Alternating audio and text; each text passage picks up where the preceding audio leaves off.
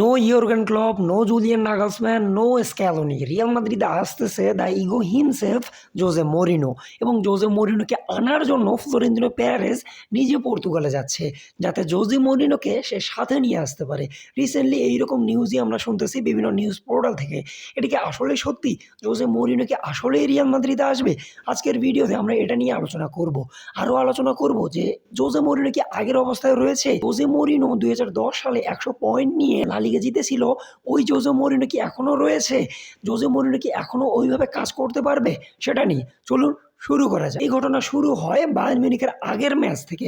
মানে যে ম্যাচে রিয়াল মাদ্রিদ লা লিগা থেকে আউট হয়ে যায়, মানে রিয়াল মাদ্রিদের লা লিগা জেতার সম্ভাবনা যে ম্যাচ থেকে শেষ হয়ে যায়, তখন থেকে ফ্লোরেন্তিনো পেরেজ চিন্তা করেই ফেলে যে সে জোজে মরিনোকেই আনবে, এবং এর ফলে সে জোজে অ্যাঞ্জেল স্যানচেজকে পাঠায় আমাদের জর্জ মেন্ডিসের সাথে কথা বলার জন্য।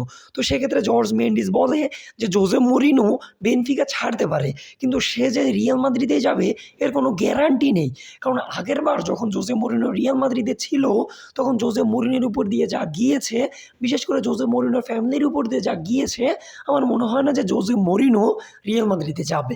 এবং এর ফলে জোজে অ্যাঞ্জেল স্যানচেজ এটা আবার ফ্লোরেন্তিনো পেরেজকে গিয়ে বলে, এবং তারপর ফ্লোরেন্তিনো পেরেজ নিজে জর্জ মেন্ডিসকে ফোন লাগায়।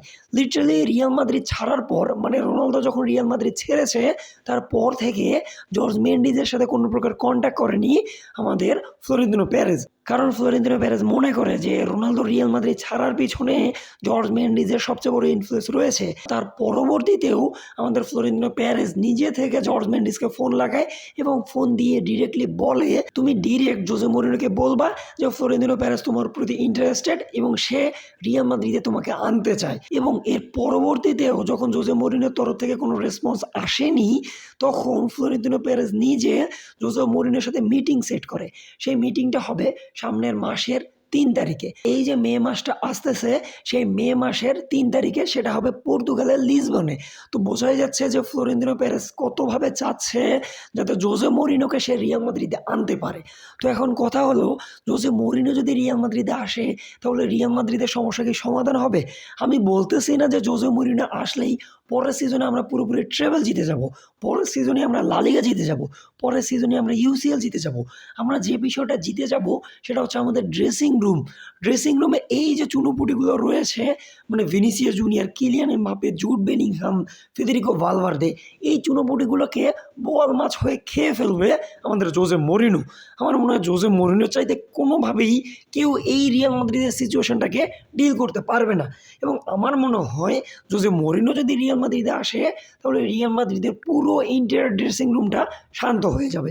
এবং ড্রেসিং রুম যদি শান্ত হয়ে যায়, তাহলে রিয়াল মাদ্রিদ ওই যে আগে যেভাবে ফ্লুয়েন্ট ফুটবল খেলতে পারতো, আমার মনে হয় রিয়াল মাদ্রিদ সেটা পারবে।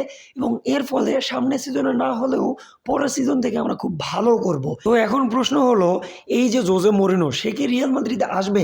সে যদি রিয়াল মাদ্রিদে আসতে চায়, তবেই রিয়াল মাদ্রিদ তাকে আনতে পারবে। মানে পুরো ডিসিশন, মানে পুরো এই যে খেলার গুটি এখন জোজে মরিনোর হাতে। জোজে মরিনো ইয়েস বলে দিলে সামনের সিজন থেকে আমরা তাকে দেখতে পারি।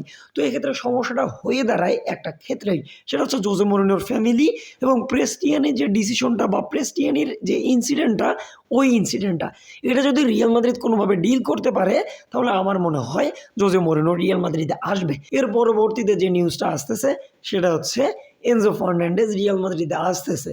রিসেন্টলি কিছুদিন আগে যে টেনিস ম্যাচটা হলো, ওই টেনিস ম্যাচে উপস্থিত ছিল এনজো ফার্নান্ডেজ, এবং এনজো ফার্নান্ডেজ তার পরবর্তীতে আমাদের যে প্রেসিডেন্ট রয়েছে ফ্লোরেন্তিনো পেরেজের সাথে কথা বলেছে।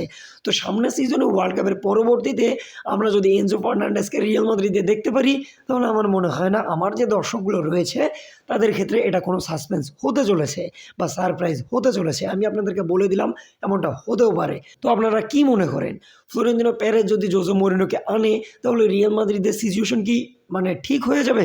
কমেন্ট বক্সে অবশ্যই জানিয়ে দিবেন। দেখা হচ্ছে অন্য কোনো ভিডিওতে, ততক্ষণ পর্যন্ত সাথেই থাকবেন। যারা ইউটিউব থেকে দেখতেছেন তারা চ্যানেলটি সাবস্ক্রাইব করবেন, যারা পেজ থেকে দেখতেছেন তারা পেজটি ফলো করবেন, যেখানে অন্যায় দেখবেন প্রতিবাদ করবেন। হালা মাদ্রিদ ইনাদামাস সু।